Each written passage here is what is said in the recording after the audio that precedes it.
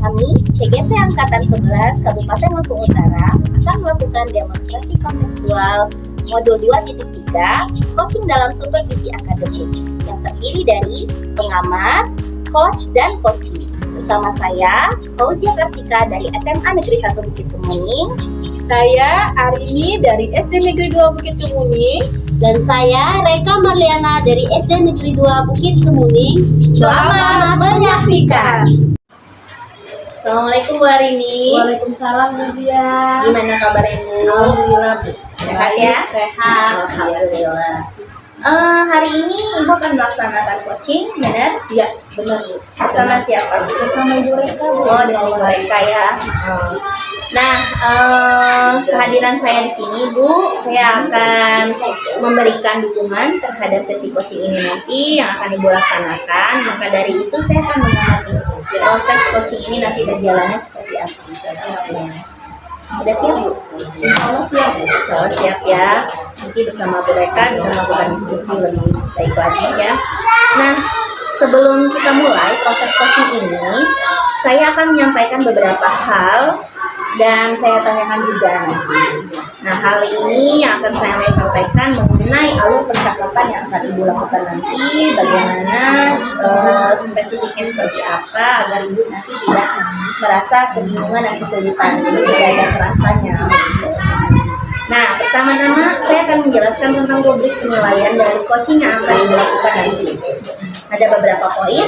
Yang pertama, apakah saat Ibu melakukan percakapan coaching sesuai dengan alur tirta atau tidak? Nah, Ibu sudah tahu ya, bagaimana alur tirta itu yang kita ketahui bersama adalah terdiri dari tujuan, identifikasi, iya, kemudian rencana aksi, sama tanggung jawab. bagus, iya, sudah paham ya Bu ya. Dan kemudian yang kedua saya akan melihat apakah Ibu nanti melakukan percakapan coaching berdasarkan prinsip-prinsip coaching, di mana kita ketahui prinsip coaching itu adalah membentuk kemitraan, menggali potensi, dan kompetensi dalam coaching itu ada yang perlu diperhatikan juga. Ada kehadiran penuh, ada mendengarkan secara aktif, dan mengajukan pertanyaan-pertanyaan yang berbobot. Nah, saya juga di sini ingin mengetahui nih, kompetensi apa yang ingin Ibu kembangkan dalam melaksanakan coaching ini nanti? Ya, baik Bu.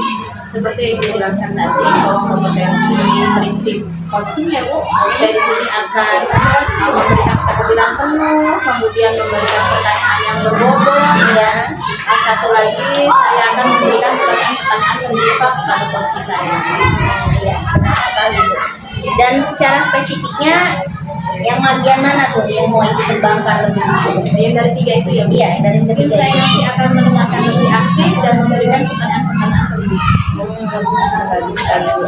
Nah, indikatornya seperti apa yang Ibu inginkan pada saat sesi coaching nanti? Iya, saya ingin coaching saya nanti menggali potensinya agar dia dapat menemukan solusi dari permasalahannya itu. Iya, benar sekali. Ya, kalau begitu semoga nanti lancar. Dan demikian kegiatan praobservasi kita kali ini. Saya ucapkan terima kasih ya Bu. Selanjutnya, silakan Ibu melakukan coaching ini nanti. Setelah itu kita bertemu lagi Bu untuk melakukan perbincangan sebentar tentang hasil observasinya nanti. Ya, Hasil coachingnya nanti ya. ya, pasca ya Bu. Pasca observasi kita ketemu lagi, kita diskusi lagi gitu Bu. Siap. Terima kasih Bu ya. Ya, Siap memberikan waktu untuk memberikan kesempatan kepada kami. Iya. Terima kasih Bu. Sama-sama Bu, semoga lancar dan sukses ya. Assalamualaikum Bu Reka. Waalaikumsalam Bu Arini. Iya. Alhamdulillah senang sekali kita bisa bertemu ya Bu. Gimana kabarnya Ibu? Sehat? Alhamdulillah sehat Bu. Tapi ada yang sedikit mengganjal nih Bu ya di pikiran saya. Makanya saya tadi WA Ibu. Saya ingin ngobrol sebentar nih sama Ibu jika Ibu ada waktu. Iya. Dengan senang hati Bu Reka. Makanya ini saya hubungi Ibu. Kebetulan saya lagi tidak ada kegiatan siang ini. Jadi gimana Bu? Permasalahan apa yang mengajar di pikiran Ibu? Wah, makasih ya Bu ya sudah mau meluangkan waktunya untuk saya. Saya ingin mendapatkan ide atau semacam pemecahan masalah Bu dari hal yang selama ini masih membelenggu di pikiran saya Bu. Oke, Kalau boleh Ibu diceritakan apa masalahnya Bu? Ini Bu menyangkut murid-murid saya di kelas Bu. Ya, ada apa dengan murid-muridnya Bu sehingga sampai kepikiran seperti itu? Ini loh Bu, murid-murid saya di kelas ini kan masih saja selalu membuang sampah sembarangan. Jadi di kelas ini sering terlihat kotor Bu. Apalagi saat jam istirahat. Pasti banyak sekali sampah-sampah yang berserakan, terutama di laci-laci meja. Oh gitu. Jadi ada perbincangan kita pada siang ini, Ibu Reka ingin membahas permasalahan tentang anak-anak murid Ibu yang masih sering membuang sampah sembarangan. Gitu ya Bu ya? Iya, benar sekali Bu. Oke, baiklah Bu. Sebelum kita mencari solusi, apakah di kelas Ibu sudah tersedia kotak sampahnya Bu? Sudah Bu, bahkan kotak sampah yang sudah disediakan dalam ukuran yang besar juga sudah ada Bu. Jadi seharusnya sudah tidak ada lagi Bu yang membuang sampah sembarangan atau membuang sampah di kolong meja. Oh begitu, oke. Saya sangat memahami keadaan Ibu Reka. Begini Bu, kira-kira apa ya Bu alasan mereka sampai membuang sampah tidak pada tempatnya ya Bu? Begini Bu, menurut saya kan tempat sampah itu sudah ada di setiap kelasnya masing-masing Ibu ya, sudah diletakkan di depan kelas anak-anak. Jadi kalau alasannya malas karena kotak sampahnya jauh, itu menurut saya bukan alasan yang tepat Bu untuk membuang sampah sembarangan. Oke. Jadi permasalahannya anak-anak kurang kesadaran ya Bu untuk menjaga kebersihan di lingkungan kelas gitu ya Bu ya. Kemudian selain kurangnya kesadaran dari mereka Bu, kira-kira ada hal lain nggak Bu yang menyebabkan mereka masih membuang sampah sembarangan? Kalau menurut saya sih Bu, anak-anak ini sepertinya belum paham Bu ya, mungkin ya Bu ya. Mereka belum paham dampak membuang sampah sembarangan itu apa. Terus itu kan bisa jadi sarang nyamuk ya Bu ya dampaknya, dan berbahaya bagi mereka karena dapat menimbulkan penyakit. Iya, benar sekali Bu. Memang anak-anak kita sekarang ini harus lebih kita yang mengingatkan ya Bu ya, tentang kebersihan, tentang dampaknya seperti apa, karena mereka belum mengetahui apa efek dari buang sampah sembarangan itu. Nah, kira-kira Bu, apa langkah Ibu Reka yang dapat Ibu Reka lakukan untuk mengatasi anak-anak itu biar sadar gitu untuk tidak membuang sampah sembarangan lagi? Mungkin ya Bu ya, meningkatkan kesadaran mereka Bu, supaya lebih menegaskan lagi untuk tentang kesepakatan kelas mengenai kerjasama menjaga kebersihan kelas. Dan saya akan membuat poster ajakan membuang sampah pada tempatnya yang akan saya tempelkan di kelas saya nanti Bu. Luar biasa, bagus sekali Bu Reka. Selain itu, ada rencana lain nggak Bu Reka yang akan Ibu Reka lakukan? Mungkin mereka tahu bahaya membuang sampah itu sembarangan. Saya bisa menayangkan video-video bahayanya membuang sampah sembarangan ke anak-anak murid saya. Dan saya harap mereka juga bisa mengambil pelajaran dari video yang akan saya putarkan nanti. Oke, bagus sekali Bu Reka. Jadi Ibu ada rencana untuk solusi memutarkan video gitu ya Bu tadi ya, terus memberikan contoh yang konkret dari video tadi, terus menyiapkan poster untuk kesepakatan kelas ya. Jadi untuk kesepakatan kelas mereka menjaga kebersihan gitu ya Bu? Iya, benar sekali ya Bu ya. Mudah-mudahan rencana saya ini dapat saya jalankan ya Bu ya. Oke, baik sekali ya Bu. Selain itu Bu, adakah rencana lain yang akan Ibu lakukan menyangkut kebersihan di sekolah Bu? Karena kan yang namanya kebersihan bukan hanya di kelas dong Bu, pasti lingkungan sekolah juga namanya kebersihan itu wajib ya Bu ya. Ada nggak rencana lain yang akan Ibu terapkan untuk di sekolah Bu? Mungkin untuk kebersihan sekolah saya bisa menyampaikan ke pihak sekolah ya Bu ya. Untuk tema P5 pada tahun ini bisa tentang gaya hidup berkelanjutan, yang di dalamnya adalah hal yang tentang pengelolaan sampah Bu. Sehingga bisa memberikan pengajaran ke siswa tentang pengelolaan sampah, sehingga sampah-sampah plastik yang kadang dibuang sembarangan ya Bu ya bisa kita manfaatkan Bu, dan hasilnya bisa kita buat karya, bisa bermanfaat untuk kita. Wow, itu keren sekali Bu Reka. Baik Bu Reka, Ibu ada ide untuk menerapkan sistem pembelajaran P5 gitu ya Bu? Karena memang P5 ini juga kan merupakan karakter yang harus kita tanamkan kepada anak gitu ya, dimana memang kurikulum kita kan kurikulum merdeka ya Bu. Nah kemudian untuk menyelesaikan masalah yang kaitannya lebih luas lagi, bukan saja di kelas tapi juga di sekolah. Nah, kira-kira adakah dukungan yang Ibu butuhkan dalam pencapaian hal tersebut, Bu? Iya Bu, tentu ada sekali dukungan yang sangat saya butuhkan, yaitu dukungan dari kepala sekolah dan rekan-rekan sejawat di sekolah ya Bu ya.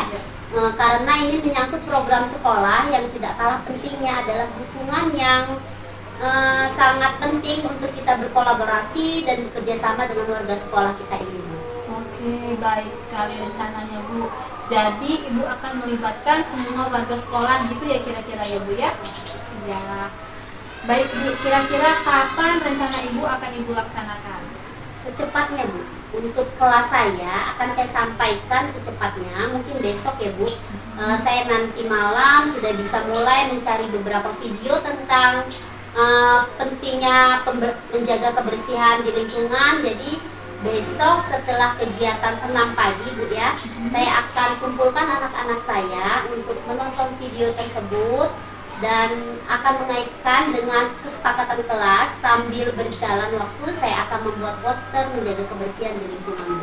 Wow, luar biasa sekali Bu Reka idenya. Saya ikut terinspirasi Bu, beneran. Jadi dari kita bercerita, Ibu sudah menyiapkan solusi untuk permasalahan Ibu sendiri ya Bu ya. Jadi bagaimana Bu komitmen Ibu untuk rencana dari solusi permasalahan ini Bu?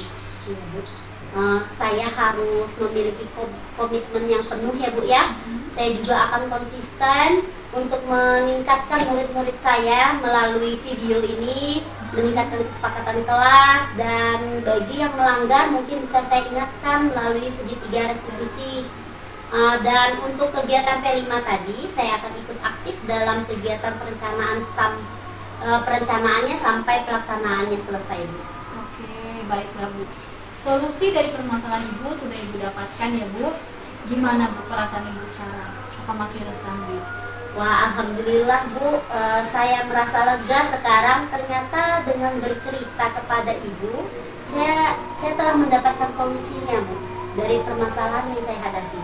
Iya Bu. Dan ternyata solusinya bisa Ibu temukan sendiri ya Bu. Iya. Luar biasa perbincangan kita pagi ini Bu ya. Iya Bu, terima kasih banyak atas waktunya Bu. Saya senang Ibu meluangkan waktu untuk saya, mendengarkan saya sehingga muncul ide-ide dan solusi-solusi itu. Terima kasih banyak ya Ibu Arini. Sama-sama Bu Reka, saya pun mendapatkan banyak pembelajaran dari percakapan singkat kita ini ya Bu. Saya tunggu cerita dan aksi Ibu selanjutnya. Nah, saya juga ikut senang karena Ibu Reka bisa menyelesaikan permasalahan Ibu dan Ibu sendiri yang menemukan solusinya. Oke, bagaimana Bu? Apakah masih ada yang perlu kita bahas lagi Bu? Saya rasa cukup Bu, saya sudah menemukan solusinya. Saya ucapkan banyak terima kasih kepada Ibu Arini sudah meluangkan waktu untuk saya ya Bu ya. Sampai jumpa lagi ya Bu.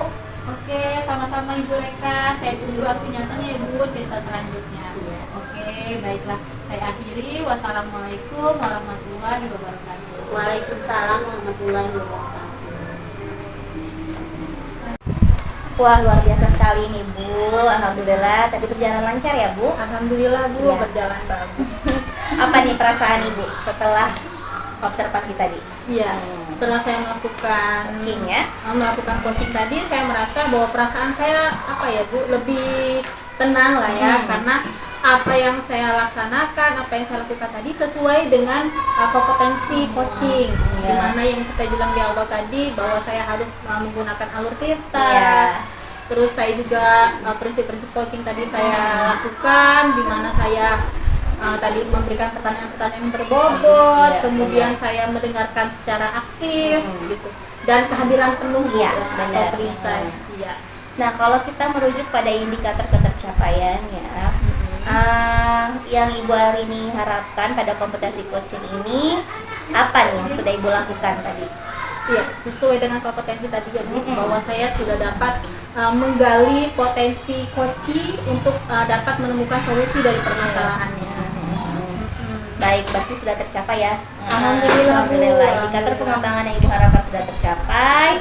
Alhamdulillah sudah berjalan lancar juga. Nah, tapi izinkan saya ingin menyampaikan hasil pengamatan saya ya Bu. Baik, Bu. Nah, berdasarkan hasil observasi saya tadi, menurut saya percakapan coaching yang Ibu laksanakan sudah berjalan dengan baik, sangat baik. Di mana Ibu sudah melakukan percakapan coaching yang sesuai dengan alur Tirta. Iya. Ibu juga sudah berusaha menggali pertanyaan-pertanyaan terbuka kepada coach sehingga coach bisa menemukan solusinya. Jadi permasalahannya ditemukan sendiri oleh coach ini tadi. Nah, dan juga sudah sesuai dengan prinsip-prinsip coaching tadi. Dan yang berikutnya, kompetensi apa lagi nih yang ingin Ibu kembangkan berdasarkan hasil coaching yang baru saja Ibu lakukan? Oke, saya akan memperbaiki diri ya Bu. Artinya saya ingin mengembangkan diri saya dengan lebih banyak berlatih, lebih banyak belajar bagaimana cara menerapkan coaching. Ya, yang mana kalau kita melakukannya itu sering, berarti kan kita lebih paham ya Bu. Jadi kita bisa melakukan sesuai dengan alur kita. Di mana kita bisa melakukan tujuan umum, kemudian identifikasi, kemudian rencana aksi dan tanggung jawab. Benar sekali ya. Ya intinya kita ini harus lebih banyak berlatih dan terus berlatih. Dan juga kita tuh sebagai pendidik harus banyak mengembangkan diri ya Bu. Nah, itu yang harus kita kembangkan terus potensi kita, gali sendiri potensi kita dan menggali potensi orang lain juga itu bagus juga. Nah begitu ya. Ya Ibu, demikian hasil pasca observasi kita tadi. Ya, terima kasih sama Ibu sudah memberikan waktunya untuk memberikan pengamatan kepada saya dan rekan saya, coach saya. Oke, terima kasih Bu. Ya, sampai ketemu lagi ya Bu. Sama-sama. Waalaikumsalam.